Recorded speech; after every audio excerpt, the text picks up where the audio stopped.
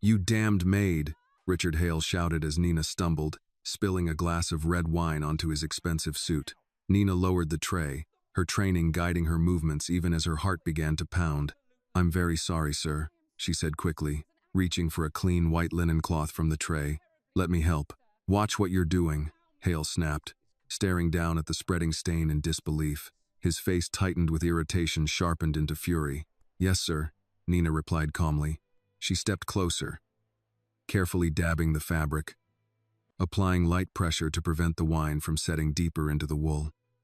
She focused on the task, hoping efficiency might calm the situation. Before she could finish a second motion, Hale grabbed her wrist. Pain shot instantly through her arm. "I said, fix it," he barked, tightening his grip as if punishment alone could reverse the damage. Nina gasped quietly, her fingers instinctively tightening around the cloth as the pressure increased. "I'm trying, sir," she said, her voice controlled despite the pain. His fingers dug deeper into her skin, forcing her to shift her weight to keep balance. "Do you even understand what this suit costs?" Hale demanded loudly, making sure the nearby guests could hear. "I'm very sorry," Nina repeated. "Sorry?" he scoffed, tightening his grip again. "Your entire year's salary wouldn't cover this jacket." Several guests nearby exchanged uncomfortable glances but remained silent. Hale leaned closer, lowering his voice into something colder. "Can you even see properly?" he sneered. "Or does your skin color block the light?" The insult struck harder than the physical pain. Nina felt heat rise in her chest but forced her breathing to remain steady. She did not pull away violently. She did not argue. Years of working invisible jobs had taught her something important. Losing composure often cost more than keeping it. "It was an accident," she said quietly. "You people are always accidents," Hale replied sharply. His grip tightened once more, forcing a small cry from Nina before she could stop herself. "Let go," someone whispered faintly from the edge of the gathering, though the voice carried no authority. Hale ignored it. "You should consider yourself fortunate this is a charity event," he continued loudly. "Otherwise I would demand immediate compensation." He glanced down at the stain again with visible disgust. "No one saves people like you," he said, his tone cruel and deliberate. "You exist to serve. That is your place." Nina's wrist throbbed under his fingers. Still, she did not beg. She did not protest. Dignity was sometimes the only possession no one could take. "I understand this was inconvenient," she replied carefully. "Inconvenient?" Hale laughed bitterly. "This suit costs more than you earn in a year. Even if you worked every day, you could never repay this mistake." He released her wrist with a dismissive shove.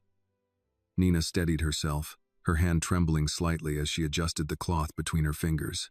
Around them, the music continued, but softer now, strained under tension.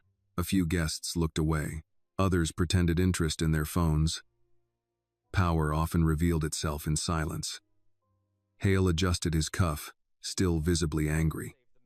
"No one's going to save you," he repeated coldly. "Understand that." Nina lowered her gaze respectfully. "I apologize for the accident," she said once more. Hale exhaled sharply, clearly unsatisfied by her calmness. "You should be grateful. I allow you to remain employed," he muttered. He stepped forward again, invading her space, raising his voice just enough to humiliate but not enough to appear completely out of control. "You should learn to look up when important people walk past you." Before Nina could respond, another voice entered the moment. "That's enough." Nina turned slightly as a tall man stepped forward from the edge of the gathering, Adrian Volkov. Volkov's gaze moved briefly to Nina's wrist, still faintly red from the pressure of Hale's grip. Then he looked directly at Hale. "Release the employee," Volkov said calmly. Hale's jaw tightened. "This does not concern you," Hale replied stiffly. Volkov did not blink. "It concerns me when professionalism is mistaken for permission," he said evenly. The room remained silent. Volkov stepped closer, removing a folded white linen handkerchief from his breast pocket and offering it to Nina without breaking eye contact with Hale. "No one deserves to be handled like property," he continued. Nina accepted the handkerchief carefully, surprised by the simple gesture. Hale scoffed quietly, attempting to recover his composure. "It was an accident," Volkov added, "and accidents do not justify disrespect." For the first time since the spill, Hale hesitated. Volkov's presence changed the mathematics of the moment. The murmur of the ballroom did not immediately return after Adrian Volkov spoke. Instead, a subtle hesitation lingered in the air, as if the room itself needed a moment to adjust to the shift in gravity. Richard Hale straightened his cuff slowly, his irritation now tempered by calculation. He understood power when he saw it, and Volkov was not a man easily dismissed. "This was merely an unfortunate incident," Hale said finally, forcing composure back into his voice. "Surely we can agree accidents happen." Volkov did not respond immediately. His attention moved briefly toward Nina again, observing the faint mark around her wrist where pressure had been applied moments earlier. His expression revealed nothing, yet the stillness in his posture suggested careful assessment rather than indifference. "Accidents do happen," Volkov said at last. "Character, however, is revealed by how one responds to them." The sentence was calm, almost conversational, yet it landed with unmistakable weight. Several guests nodded quietly, relieved that the tension appeared to be dissolving without escalation. Hale gave a tight smile that did not reach his eyes. "I trust the event staff will ensure higher standards moving forward." "The staff performed their duties appropriately," Volkov replied evenly. A flicker of discomfort crossed Hale's face, though he quickly masked it with a practiced expression of professional courtesy. "Well," Hale said, adjusting the cuff of his stained sleeve, "I would hate for such a minor inconvenience to distract from such an important evening." Volkov inclined his head slightly, neither agreeing nor disagreeing. The exchange ended not with resolution, but with quiet understanding. The matter would go no further tonight. Hale turned toward the bar, requesting sparkling water and discreetly contacting his assistant regarding wardrobe arrangements. Within minutes, a staff coordinator guided him toward a private lounge to address the damage to his suit. The crowd slowly resumed its rhythm. Music regained its natural volume. Conversations restarted, though softer than before. Moments like this tended to linger in memory long after they ended. Nina stood still for a moment, steadying her breathing. The handkerchief, Volkov, had given her felt heavier than its fabric suggested. She carefully folded it once, unsure whether she was expected to return it immediately or later. "You may take a moment," Volkov said quietly. His voice lowered enough that only she could hear. "Thank you, sir," Nina replied, maintaining respectful composure. His gaze rested on her briefly, observant but not intrusive. "You handled yourself professionally," he added. Nina nodded once. "I appreciate the opportunity to correct my mistake." Volkov's expression remained neutral, though something in his eyes suggested he disagreed with her assessment. "It was not your mistake alone," he said calmly. "Crowded rooms create shared responsibility." He paused slightly, then added, "Continue your work." "Yes, sir." Nina inclined her head and returned to the service station, her movements precise though her thoughts moved faster than usual. She rinsed her hands briefly under cool water in the service corridor, allowing the sensation to calm the lingering pulse in her wrist. One of the senior servers, Margaret, approached quietly. "You all right?" she asked softly. "I'm fine," Nina replied. Margaret studied her expression for a moment, then gave a small nod of understanding. "Some people measure worth by price tags," Margaret said quietly. "Others measure it by behavior." Nina allowed a faint, polite smile. "I try not to measure at all," she answered. Margaret's lips curved slightly in approval before she returned to her station. Nina resumed service, circulating between tables with controlled confidence. She balanced trays carefully, ensuring each guest received quiet, attentive care. Experience had taught her that professionalism restored equilibrium even when emotions threatened to disrupt it. Across the room, she noticed Richard Hale re-emerge wearing a dark navy jacket provided by the event coordinator. The substitute garment fit reasonably well, though not perfectly tailored. His expression remained guarded as he resumed conversation with potential investors. Volkov stood nearby speaking with an older couple, his tone calm, his gestures minimal. He listened more than he spoke, a characteristic Nina had observed before within the estate. Powerful individuals often revealed themselves not by how much they spoke, but by how much attention they commanded without effort. As the evening progressed, The charity's director approached the podium to welcome attendees. The speech focused on healthcare initiatives, community investment, and long-term infrastructure support. Many guests listened attentively, individuals who had reached a stage in life where legacy often mattered more than acquisition. Nina moved between tables, refilling water glasses, adjusting place settings, ensuring quiet efficiency. At one table, a retired judge spoke softly to his companions. "The difficulty with influence," he said thoughtfully, "is remembering that authority is not the same as virtue." His words resonated with several listeners. Another guest, a woman in her early 60s, responded gently. "Respect must be practiced consistently, especially when no one is watching." Nina did not react outwardly, but the conversation settled into her thoughts. By 9:30, dinner service concluded smoothly. Dessert plates circulated. Coffee was poured. The atmosphere gradually relaxed into polite satisfaction. Professional success often depended on the absence of disruption. Tonight had nearly provided one. As Nina returned empty glasses to the service station, she noticed Volkov standing near the balcony doors overlooking the city skyline. The soft reflection of lights shimmered across the glass behind him. He did not appear distracted. He appeared observant. As though reviewing more than the evening itself, Nina focused on her responsibilities, yet she sensed the lingering echo of earlier tension had not fully disappeared. Moments of humiliation sometimes created unexpected openings, not because they were deserved, but because they revealed truths normally hidden beneath social performance. Near the end of her shift, the event coordinator approached her. "Mr. Volkov requested the name of the server involved earlier," the coordinator said carefully. "For commendation purposes." Nina hesitated briefly. "My name is Nina Brooks," she replied. The coordinator nodded, making note on a tablet. "You maintain professionalism under pressure," she said quietly. "That does not go unnoticed." Nina inclined her head politely.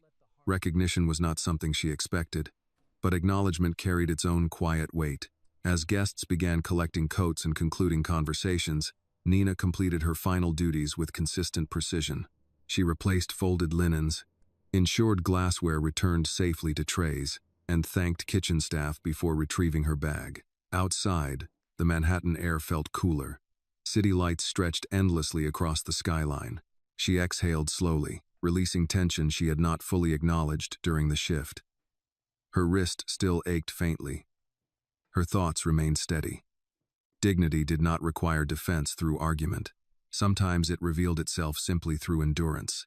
If this moment resonated with you, tell us where you are watching from and what this story made you feel. Your voice matters, and your perspective helps this community grow stronger.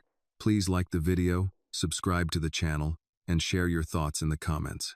Your support allows more stories about dignity, justice, and quiet courage to reach those who need them most. Behind her, inside the ballroom, Adrian Volkov concluded a brief conversation and watched discreetly as Nina exited through the service corridor. He did not call her back. He did not create a scene. He simply observed.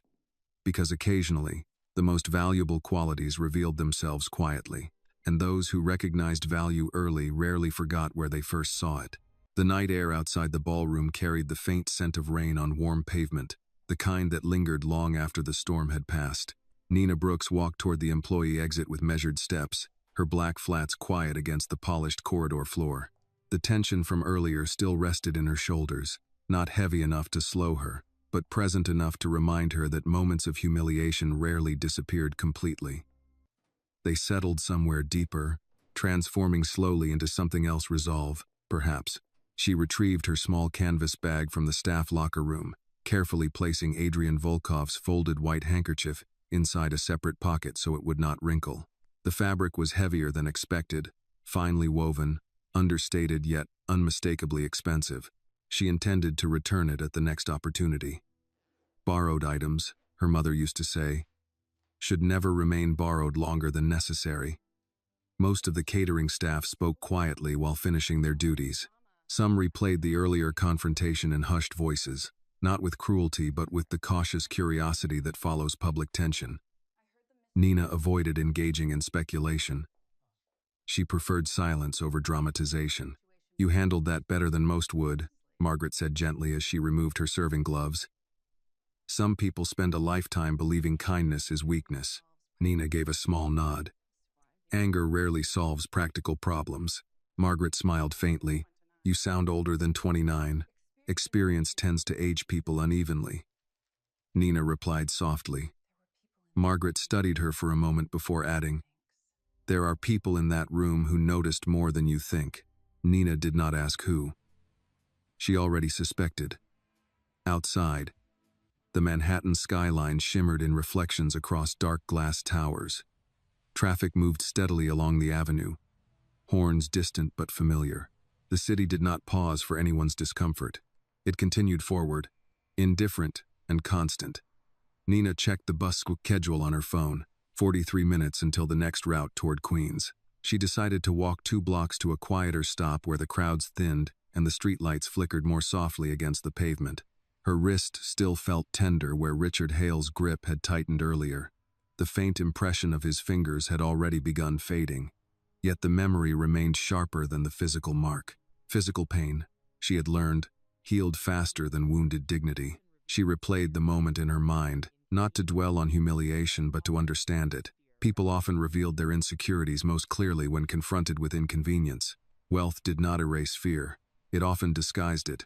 As she waited at the bus shelter, an older man seated beside her folded his newspaper carefully and glanced briefly at her wrist. Rough evening? He asked gently. Nothing I can't handle, Nina replied politely. He nodded approvingly. Resilience is a skill most people only develop after they need it. Nina appreciated the observation but did not elaborate. The bus arrived quietly, doors opening with a soft mechanical sigh. She chose a seat near the middle, placing her bag on her lap and watching the city lights slide past the window. Neon reflections blurred into lines of color that seemed almost abstract, like numbers flowing across a financial chart. Her thoughts drifted back to Adrian Volkov. He had intervened without spectacle. No raised voice. No exaggerated gestures. Simply presence.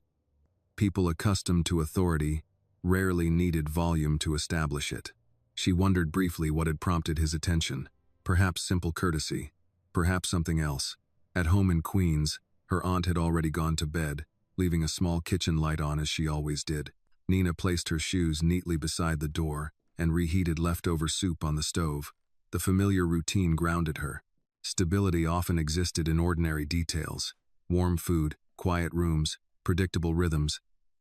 She opened her laptop briefly to review course materials for her financial compliance certification, regulatory frameworks, ethical reporting standards, risk transparency principles. The language of finance, when used responsibly, functioned as a system of accountability. When manipulated, it became something else entirely. Her eyes lingered on a case study describing corporate acquisition structures designed to pressure smaller companies into unfavorable agreements. Predatory leverage disguised as partnership. The pattern reminded her of something she had noticed weeks earlier while organizing files at the Volkov Estate Library. Several financial journals had referenced Hale Capital Partners' recent acquisition strategies: aggressive expansions, rapid consolidation, high-pressure timelines. She had not paid close attention at the time. Now the connection felt less coincidental. Nina closed the laptop gently. Speculation solved nothing without evidence. Yet intuition, once awakened, rarely returned to sleep easily. The next morning arrived with pale sunlight filtering through thin curtains. Nina prepared coffee quietly, careful not to wake her aunt too early. She reviewed her work schedule while eating oatmeal at the small kitchen table. Estate shift at noon. Evening reserved for coursework. Her life rarely allowed idle hours. At the Volkov estate, the atmosphere remained calm as always. Order existed here like architecture, intentional, deliberate, controlled. Mrs. Donnelly greeted her with a nod. Routine schedule today? Yes, ma'am. Nina proceeded through familiar hallways, maintaining steady pace. She replaced fresh towels, polished glass surfaces, ensured each room reflected quiet precision. Inside the library, a new stack of financial documents rested on the desk. Not unusual. Yet something about their placement suggested recent review. She aligned them carefully, noticing the Hale Capital Partners logo on one of the visible pages. The article discussed restructuring negotiations involving regional logistics firms. The tone praised strategic foresight. Praise often obscured consequences. Footsteps approached behind her. Nina stepped aside respectfully as Adrian Volkov entered the room. "Good afternoon," he said. "Good afternoon, sir." His gaze moved briefly toward the financial journals, then toward the carefully ordered desk. "You maintain consistency," he observed. "I aim to meet expectations," Nina replied. Volkov nodded slightly, as if acknowledging more than the statement itself. After a moment he said, "Your wrist." Nina glanced briefly at the faint discoloration. "It's fine." He considered the answer without pressing further. "Some individuals mistake position for character," he said calmly. Nina remained silent. Professional boundaries mattered. "Competence," he added, "often reveals itself under pressure." "I try to remain useful," Nina replied. Volkov studied her expression briefly. "Usefulness is frequently underestimated," he said.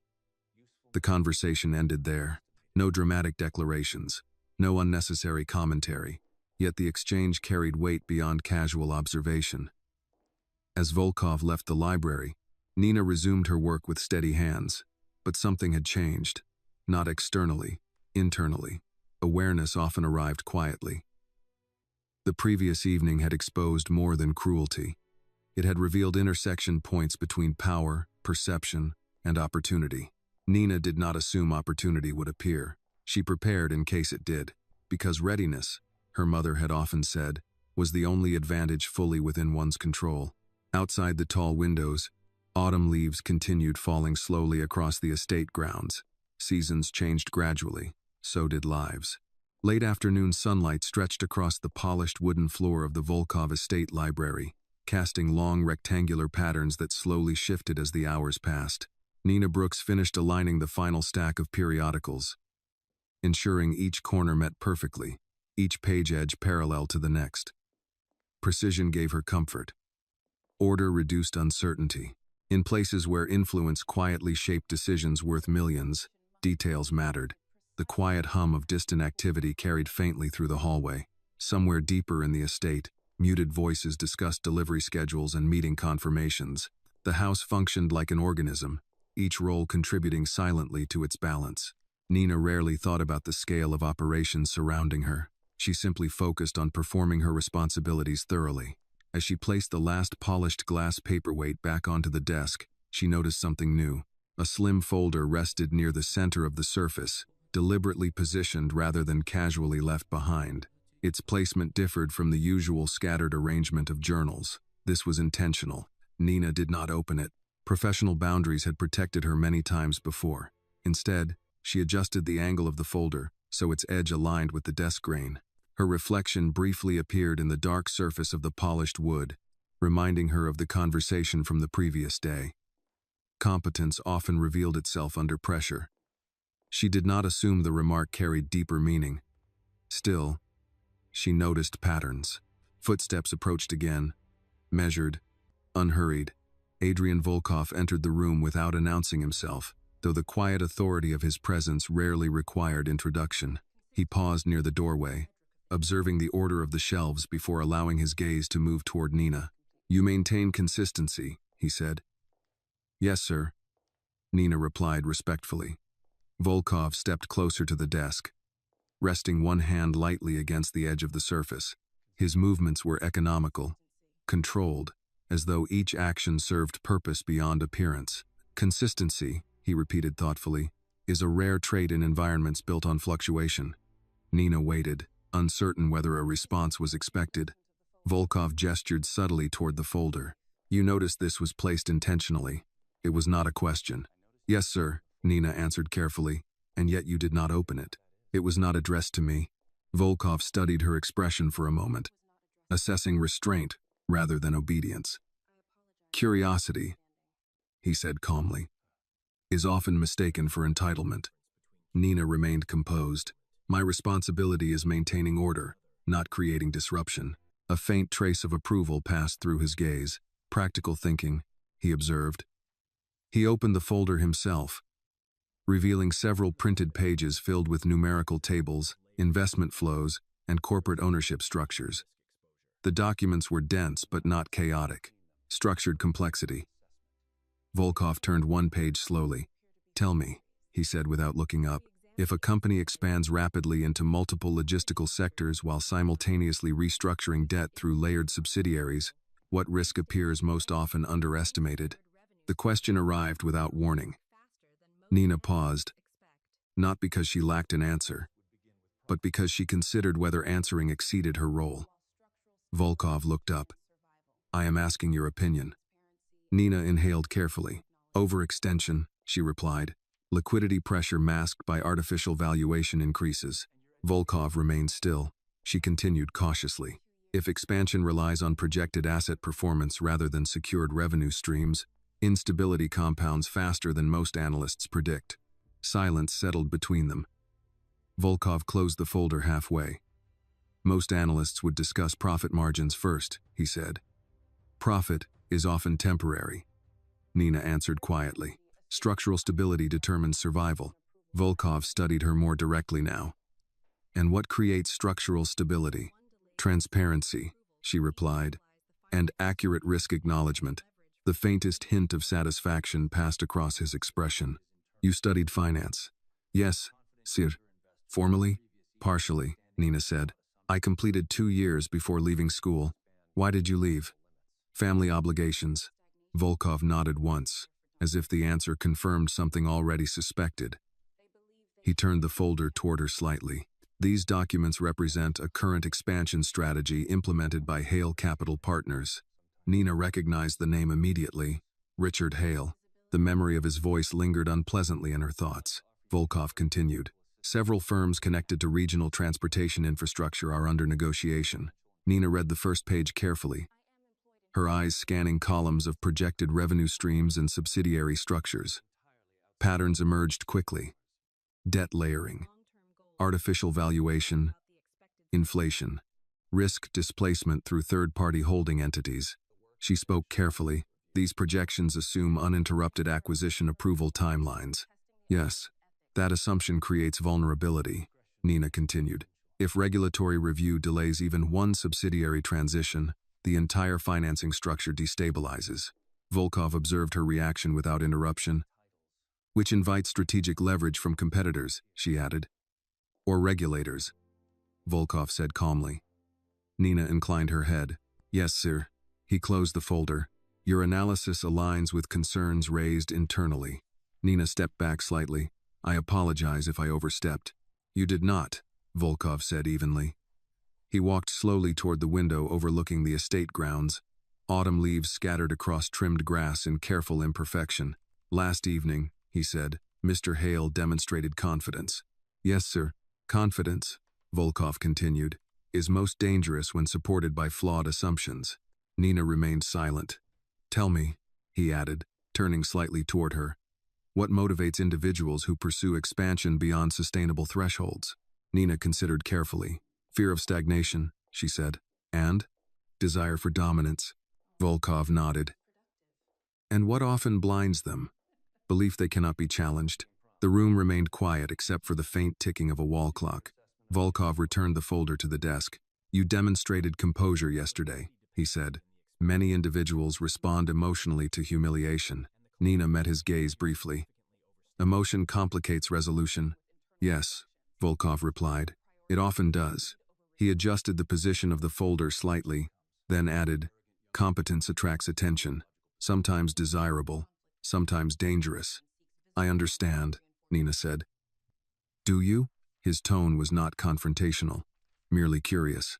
"I understand that visibility creates consequence," she answered. Volkov studied her response carefully. "Very well." He paused before continuing. "I require temporary analytical assistance reviewing acquisition risk exposure related to Hale Capital's recent activities." Nina did not react immediately. He clarified. "Independent review. Confidential. Professional compensation." Nina hesitated. Her position in the household remained clearly defined. Yet the opportunity represented something she had worked toward quietly for years. "I am currently employed in housekeeping," she said carefully. "Yes, I would not want to create conflict regarding responsibilities." This assignment would occur outside standard service hours, Volkov replied. She considered the implications. Working 2 jobs had already required discipline. Adding analytical responsibility would require careful balance. Yet intellectual work aligned with her long-term goals. What would be the expected scope? She asked. Volkov handed her a business card. A simple design. Minimal information. Discreet. Initial document review, he said, followed by discussion. Nina accepted the card respectfully. I would need to ensure the work remains lawful. Volkov's expression remained neutral. Lawful stability benefits all parties. She nodded slowly. Then I would be willing to assist. Volkov inclined his head once. Discretion remains essential. Of course. As he turned to leave, he added quietly, some individuals measure value based on titles. He paused briefly. Others recognize it before titles appear. After he exited the library, Nina remained still for several seconds. Opportunity rarely arrived, announced. It appeared quietly, unexpectedly, demanding preparation rather than celebration. She looked down at the business card resting in her hand. Her reflection in the polished desk surface appeared calm, focused, ready. Outside, autumn continued its steady transformation across the estate grounds. Change rarely occurred suddenly. It revealed itself through accumulation of moments, one conversation at a time. The first evening Nina Brooks reviewed the documents. She sat at the small wooden table in her aunt's kitchen long after the city had gone quiet. The overhead light hummed faintly, illuminating stacks of printed pages beside her laptop. Outside the apartment window, distant traffic murmured along Queens Boulevard, a constant reminder that life moved forward regardless of personal crossroads. She had changed into a simple sweater and tied her hair loosely back, removing the uniform that defined her days. Yet the discipline of her posture remained. Nina approached complex information the way she approached every responsibility. Carefully, patiently, without assumption. The folder Adrian Volkov had provided contained acquisition maps, debt layering structures, and multi-tier subsidiary relationships tied to Hale Capital Partners. At first glance, the strategy appeared efficient, aggressive, but structured. Yet as Nina progressed through the pages, inconsistencies began revealing themselves in subtle ways. Projected growth curves depended on unusually optimistic regulatory approval timelines. Several shell subsidiaries shared overlapping board members, a pattern often used to create the illusion of independent oversight.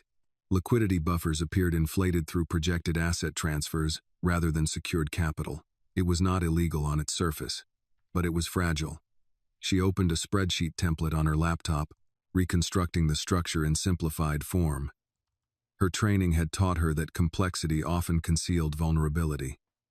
Strip away excess layers, and structural weaknesses became easier to identify. By midnight, Nina had identified 3 pressure points that could destabilize Hale Capital's expansion if challenged through regulatory delay or credit reassessment. She leaned back slightly, allowing her eyes a moment of rest.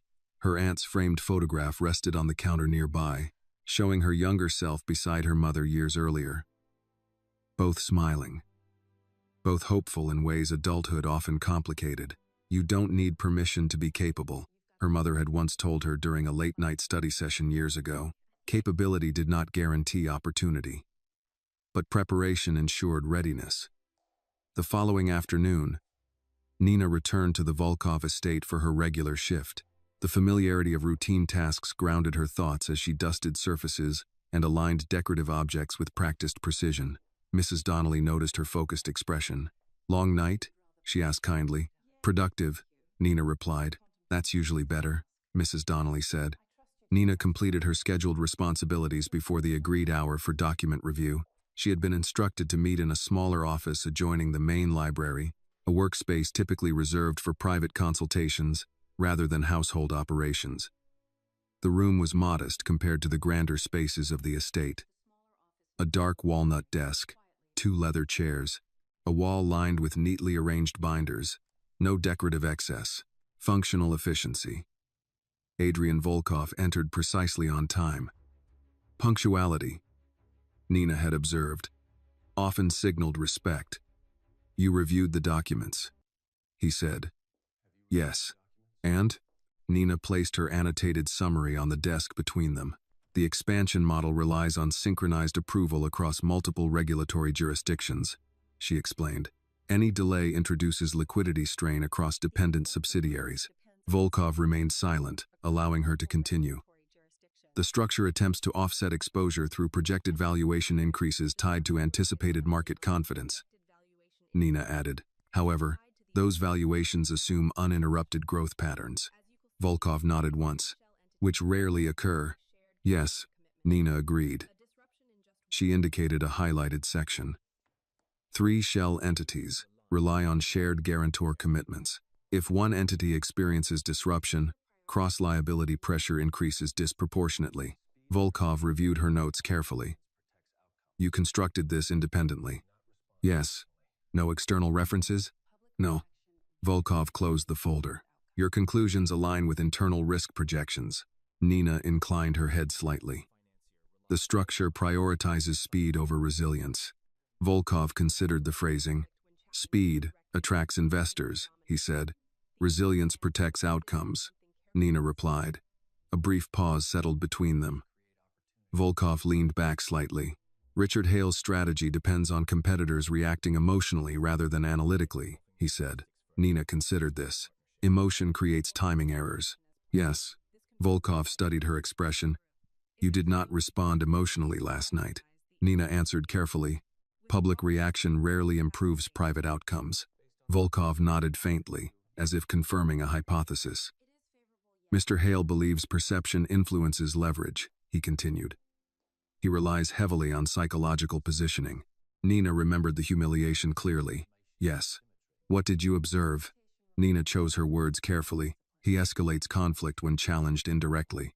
And he seeks visible dominance to reinforce perceived authority. Volkov folded his hands calmly. Such behavior creates predictable patterns. Yes, and predictable patterns, Volkov said quietly, create opportunity. Nina understood the implication. Opportunity did not always present itself as advantage. Sometimes it appeared as responsibility. Volkov slid another document across the desk. Several logistics firms currently negotiating with Hale Capital may reconsider partnership if structural instability becomes evident. Nina reviewed the summary briefly. Their exposure risk appears significant, she said. Yes. Would they respond to revised projections? Possibly. Nina considered the broader impact. If their boards recognize instability, withdrawal decisions could cascade. Exactly. The conversation remained entirely professional.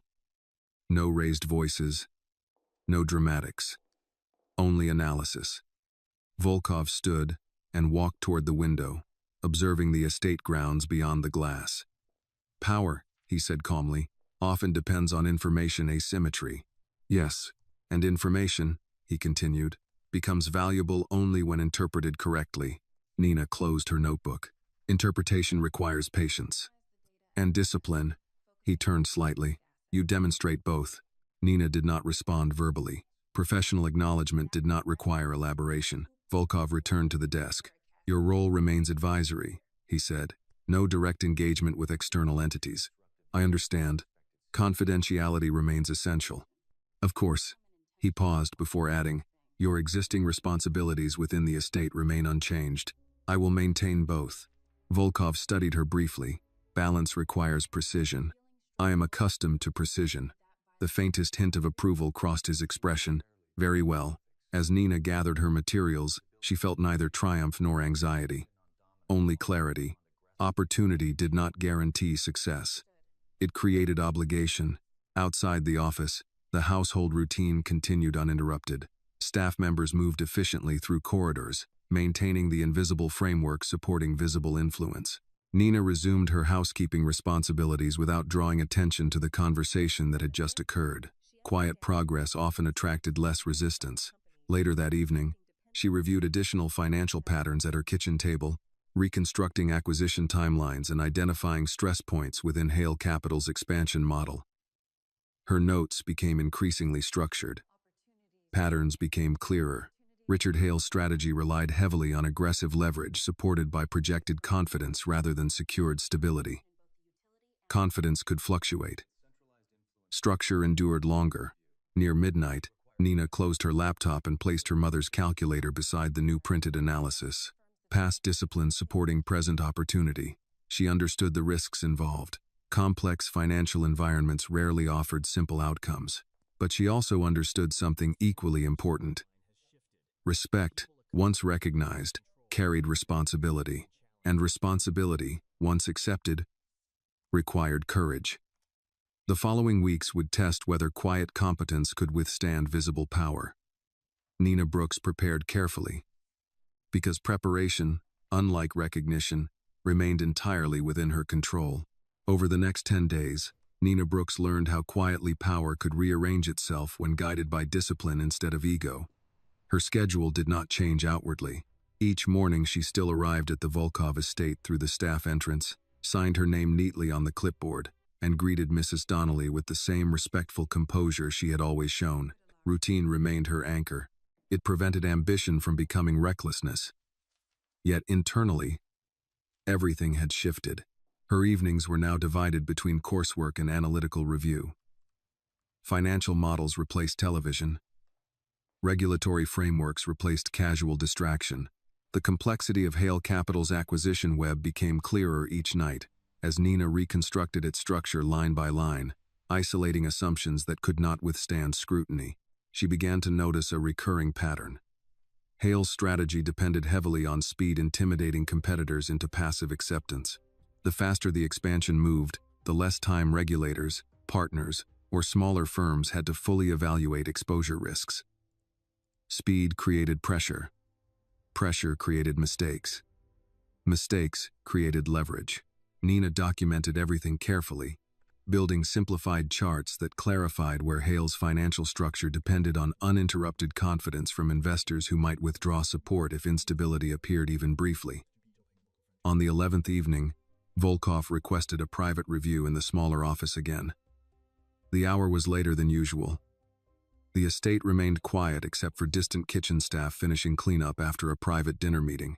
Volkov entered precisely at 8 o'clock, removing his jacket and placing it neatly over the back of the chair.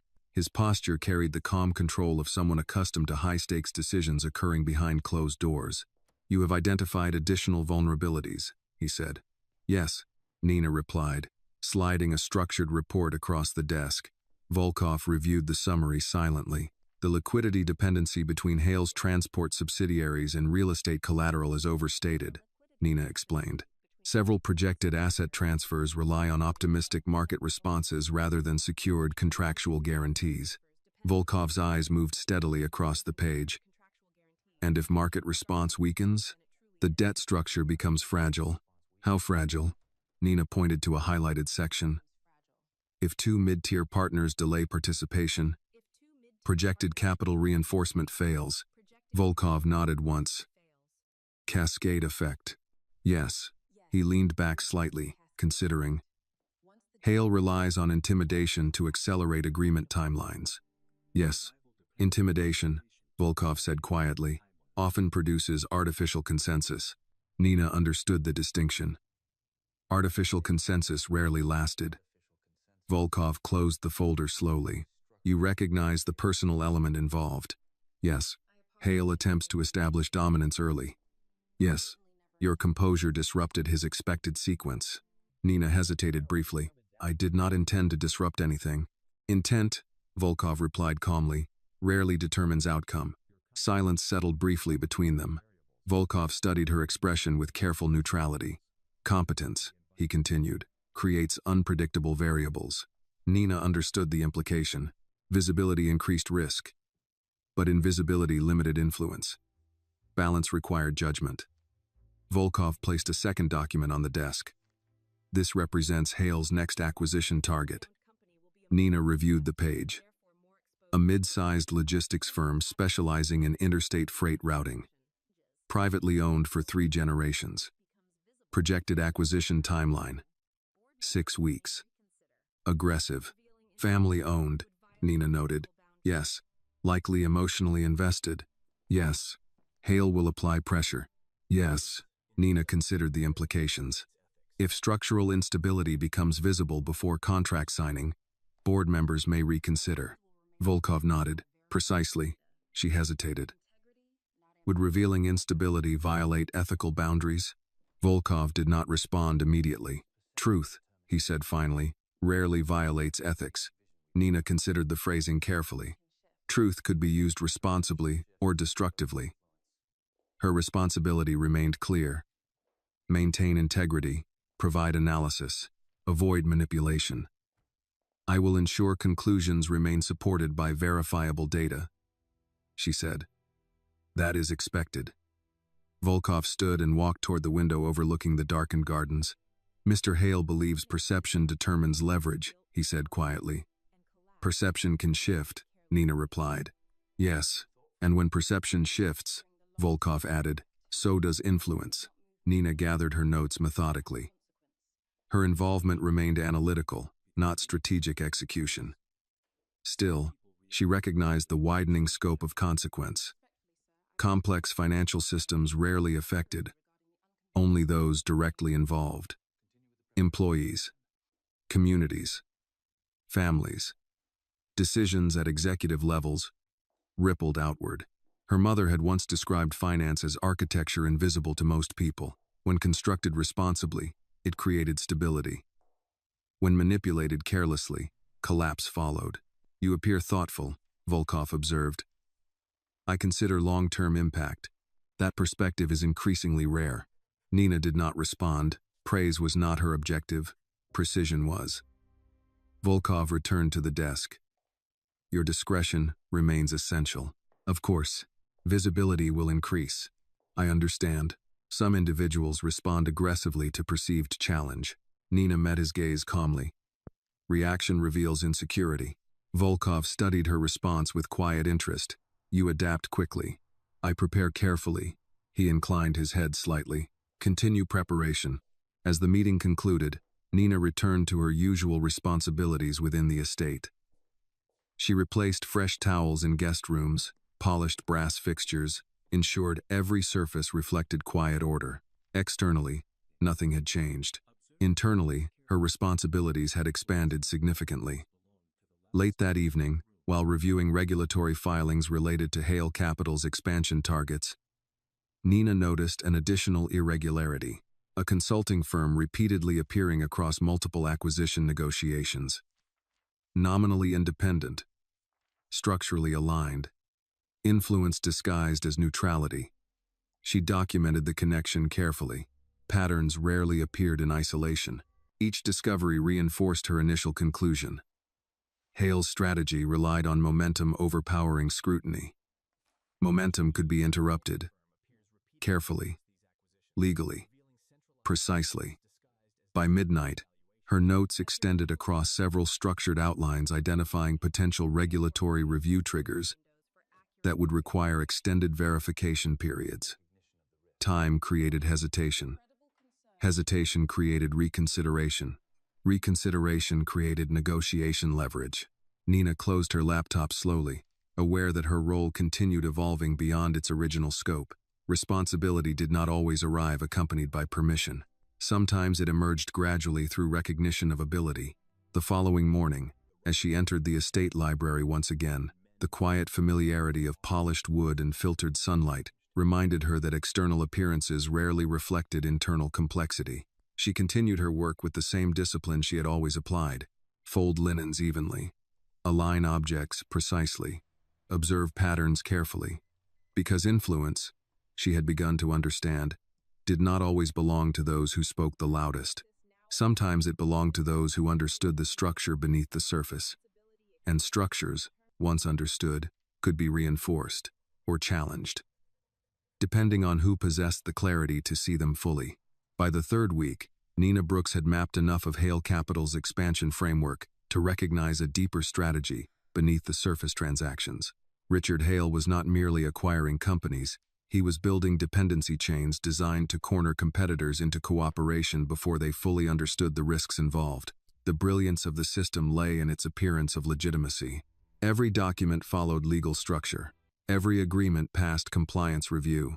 Yet the cumulative pressure of timing, leverage, and perceived inevitability created conditions where resistance became increasingly difficult.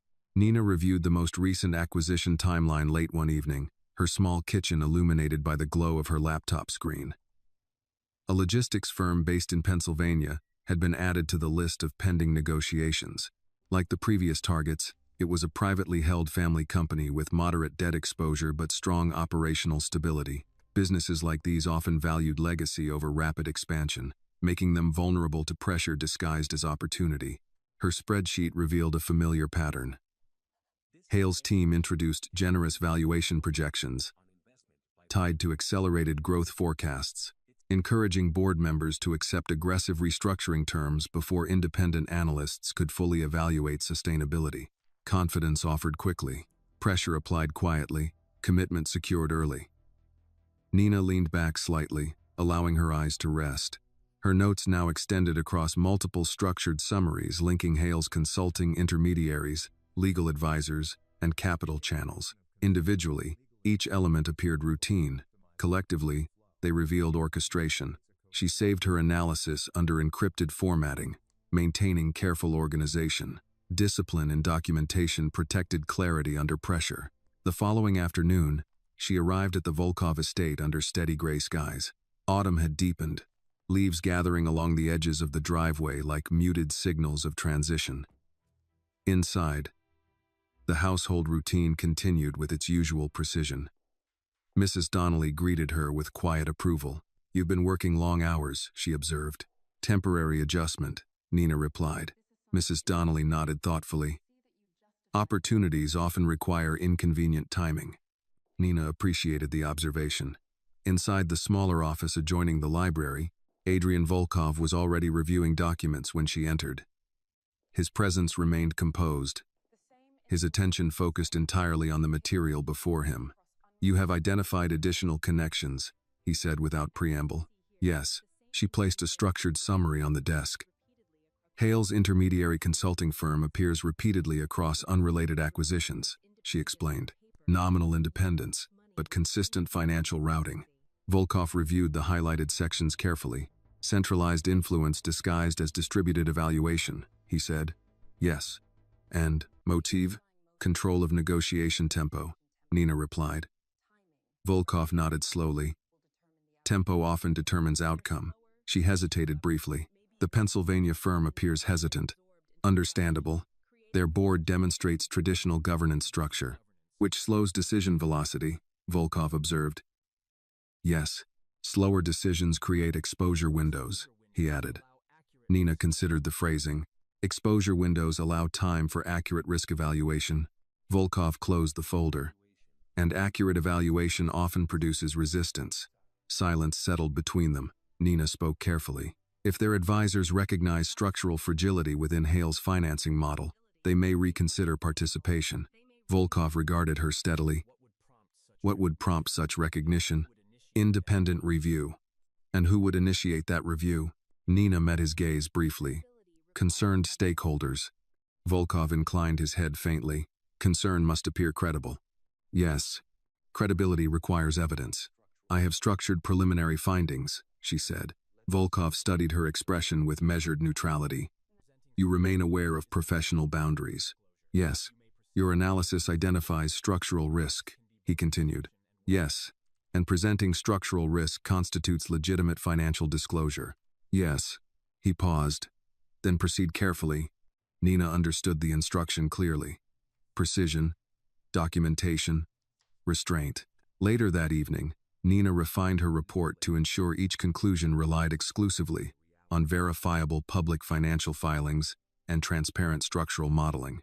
Her objective was not to manipulate perception, but to clarify reality. Reality, once visible, often influenced decisions naturally. Her mother had once explained that numbers did not create truth, they revealed it. 3 days later, a small development confirmed her analysis was producing impact. The Pennsylvania firm delayed signing its preliminary agreement with Hale Capital pending additional review of financing stability assurances. Delay introduced uncertainty. Uncertainty introduced caution. Caution slowed momentum. Momentum disruption affected perception. Perception influenced investor confidence. The chain reaction remained subtle, but measurable. Volkov acknowledged the development during their next scheduled review. "Hale's timeline has shifted," he said. Yes. He did not anticipate hesitation. No.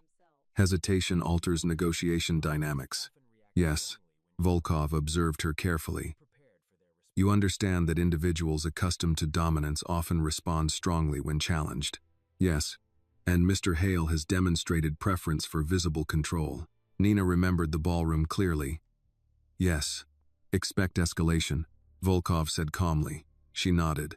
Preparedness required anticipating reaction. Later that week, Nina noticed something unusual within newly filed regulatory correspondence linked to Hale Capital's pending acquisitions. A legal advisory group had submitted an inquiry requesting clarification regarding projected liquidity reinforcement schedules. The language was precise, professional, neutral. Yet the existence of the inquiry confirmed independent analysts had begun questioning assumptions embedded within Hale's expansion framework. Momentum had slowed further. Nina documented the update and forwarded the summary through the secure channel Volkov had provided. His response arrived shortly afterward. Continue observation.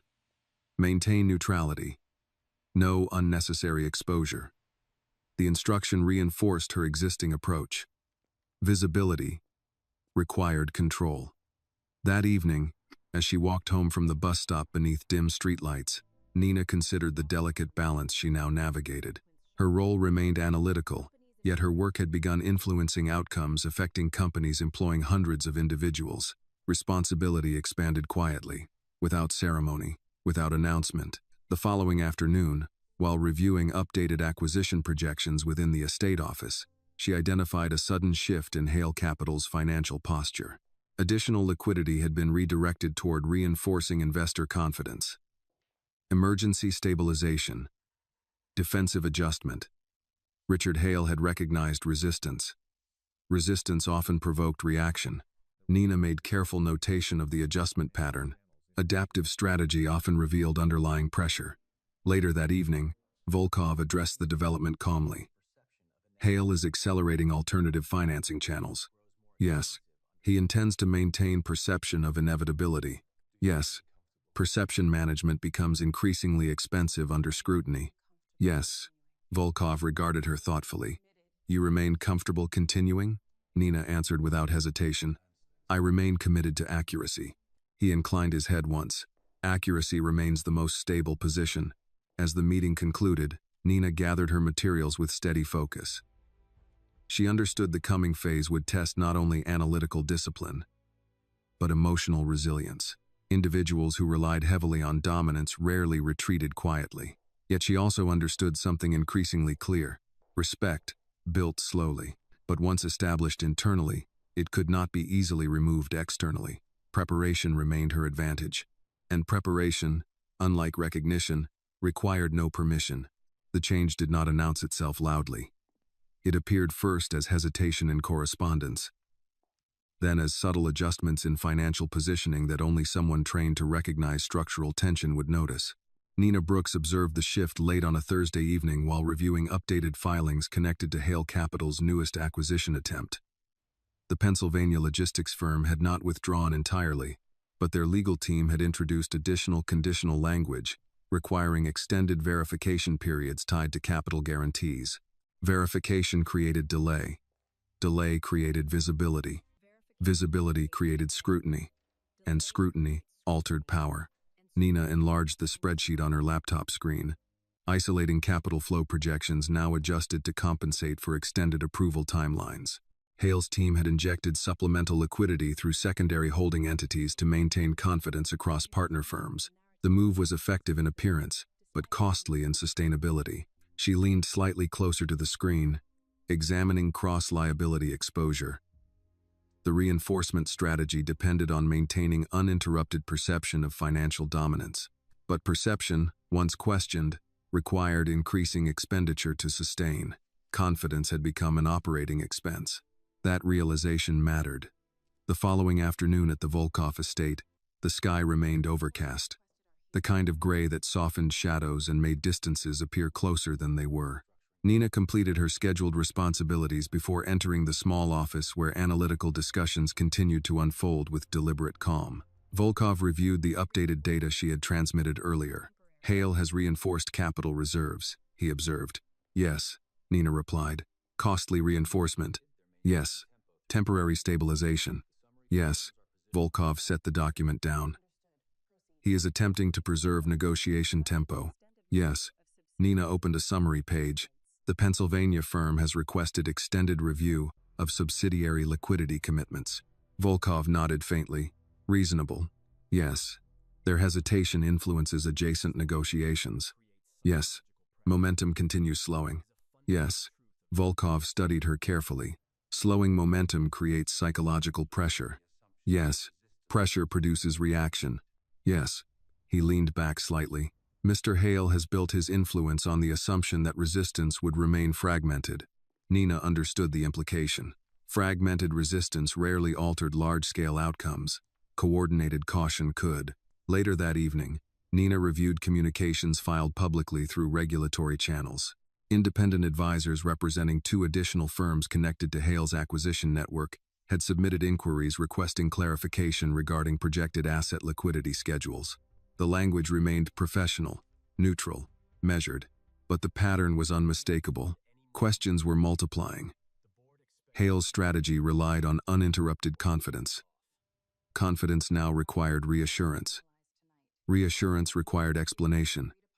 Explanation created exposure. The chain reaction remained quiet but measurable. 3 days later, the situation escalated subtly but significantly.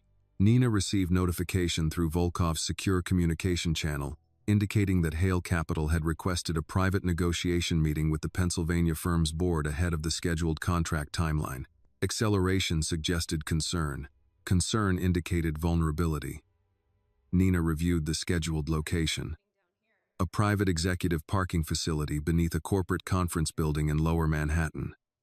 Controlled environment. Limited visibility. Direct influence attempt. She compiled a structured summary of projected discussion points based on Hale's known negotiation patterns. Volkov reviewed the report later that evening. He will attempt to restore dominance through presence, Volkov said. Yes. Direct pressure often follows structural hesitation. Yes. Expected participants? Primary board members and legal advisors. Volkov considered the timeline. Hale prefers closed environments for leverage application. Yes. Controlled perception environment. Yes. Nina hesitated briefly. Closed environments reduce external accountability. Volkov regarded her steadily. Which creates risk. Yes. He nodded once. Preparation remains essential. Nina continued refining the risk exposure summary, ensuring all conclusions relied exclusively on publicly verifiable financial structure vulnerabilities. Her objective remained consistent, clarity without manipulation. Clarity often created its own influence. 2 evenings later, Nina reviewed a final update transmitted through regulatory correspondence networks. Hale Capital had modified its liquidity guarantee language within pending agreements, introducing conditional reassessment clauses previously absent from earlier drafts. Subtle wording change. Significant implication. Hale's legal team had begun adjusting defensive positioning. Defensive positioning confirmed pressure. Pressure confirmed impact. That evening, Volkov addressed the development calmly. Hale is recalibrating contractual language. Yes. He recognizes increased scrutiny. Yes. Scrutiny increases cost of dominance. Yes. Volkov folded the document carefully. Individuals accustomed to unquestioned authority often respond poorly when required to justify assumptions. Yes. Expectation management becomes more difficult. Yes. Nina closed her notebook gently.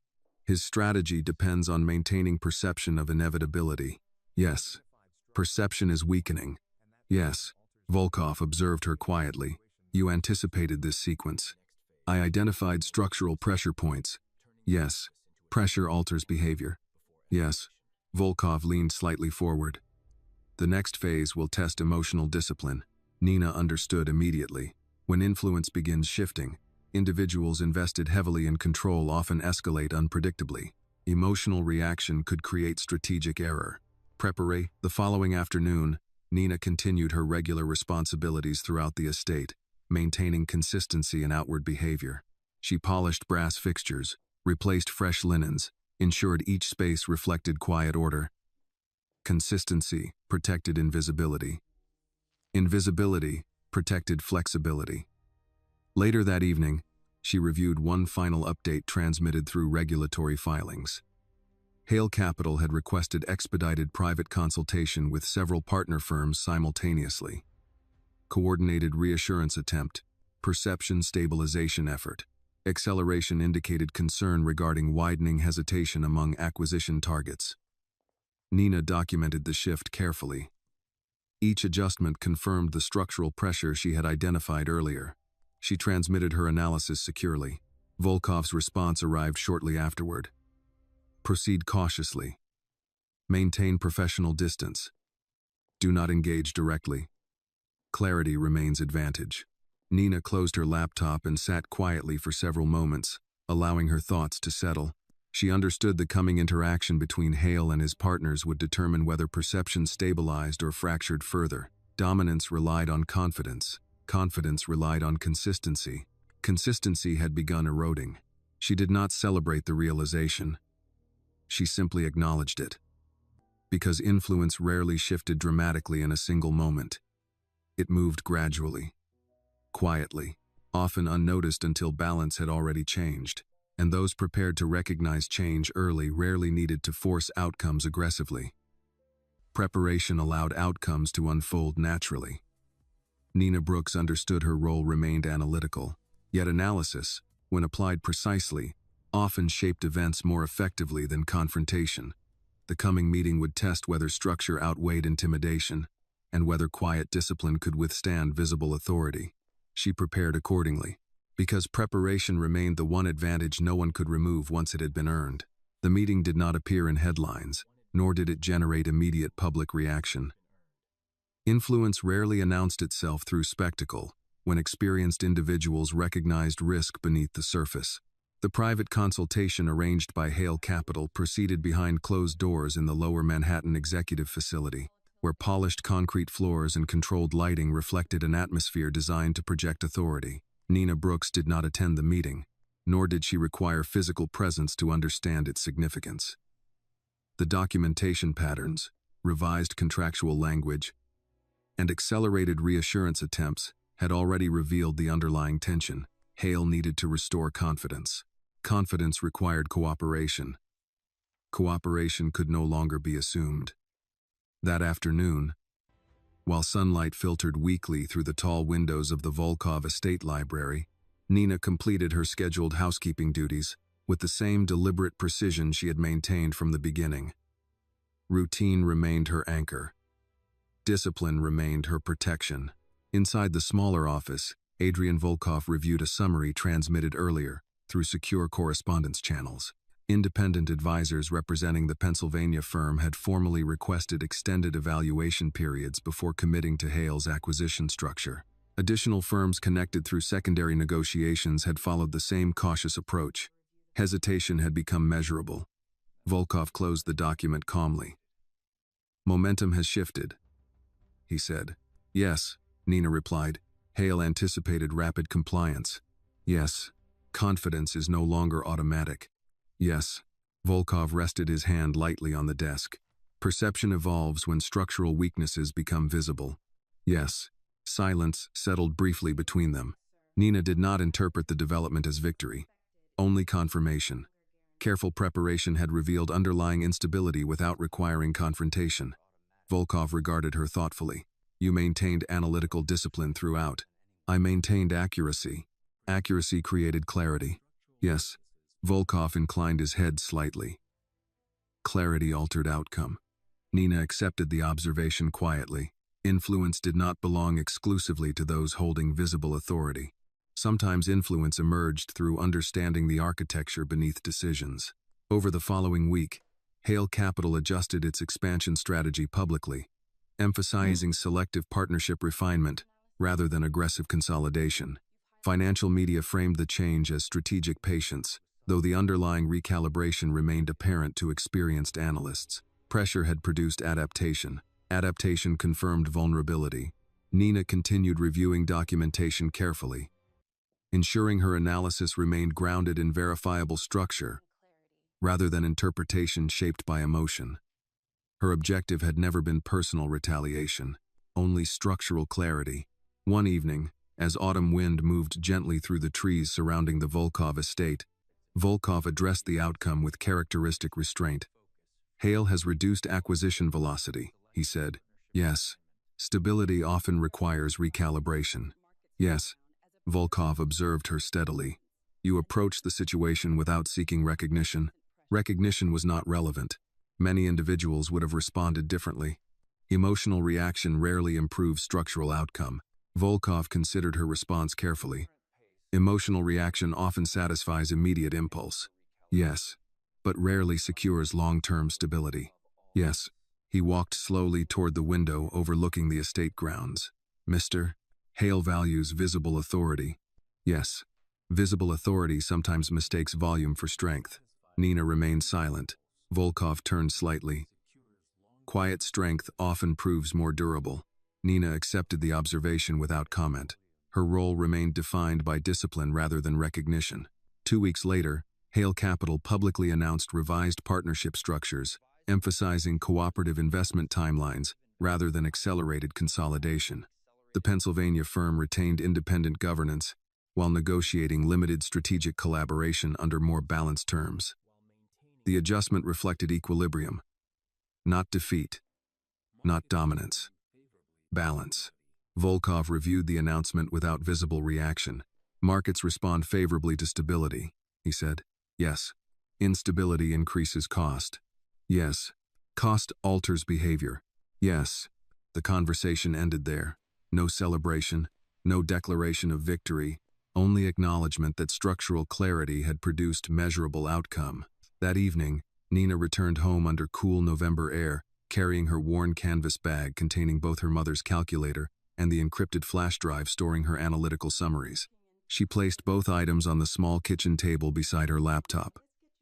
Past discipline. Present opportunity. Future responsibility. Her aunt entered the kitchen quietly. You've been working very hard, she said gently. Temporary adjustment, Nina replied. Her aunt smiled knowingly. Sometimes temporary adjustments create permanent direction. Nina considered the statement thoughtfully. She understood now that respect, once established internally, did not depend on external validation. Her value had not appeared suddenly. It had always existed. Opportunity had simply revealed it. The following afternoon, Volkov requested one final review meeting within the small office.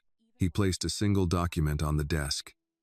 A formal consulting agreement outlining continued analytical advisory services under clearly defined legal parameters. Transparent. Lawful. Professional. Nina reviewed the document carefully. I will continue to maintain my responsibilities within the estate, she said. Yes, Volkov replied. Stability requires continuity.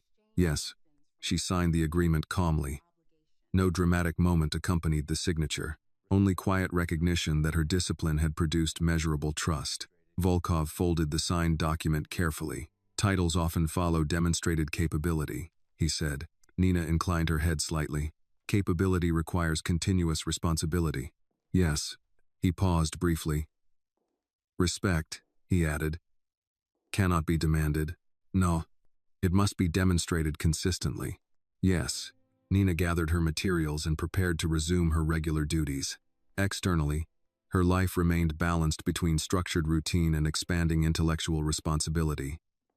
Internally, her understanding of influence had evolved. Power did not always appear in grand gestures. Sometimes it existed in careful preparation, measured decisions, consistent integrity. Several days later, while organizing the library once more, Nina placed her mother's calculator inside the drawer of the desk assigned for her analytical work. Beside it rested her laptop and organized financial summaries prepared through weeks of disciplined effort. Past and present aligned quietly. Through the tall windows, the late afternoon sun reflected softly across the estate grounds, illuminating the final leaves clinging to autumn branches. Seasons changed gradually, so did identity. Nina Brooks was still the same woman who had entered the ballroom weeks earlier carrying a tray of crystal glasses. Still disciplined, still composed, still observant, but no longer invisible. Respect had not been given. It had been earned. Quietly. Precisely. irreversibly. And somewhere within the evolving architecture of decisions shaping futures larger than her own, Nina understood a truth her mother had once expressed simply: justice rarely announces itself loudly, but when built carefully, it endures. This story reminds us that dignity does not come from status, wealth, or titles, but from character, discipline, and self-respect. Nina was judged by her uniform and underestimated because of her position, yet her strength came from preparation, integrity, and the quiet confidence she built over years of perseverance. The story teaches that true power is not found in loud dominance or public humiliation, but in calm self-control, ethical choices, and the courage to remain principled when treated unfairly. Respect cannot be forced, and justice does not always arrive dramatically. But when a person continues to act with clarity and honor, the world eventually recognizes their value.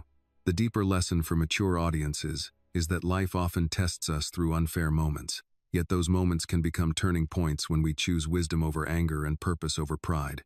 This video is a work of fiction created with the assistance of artificial intelligence.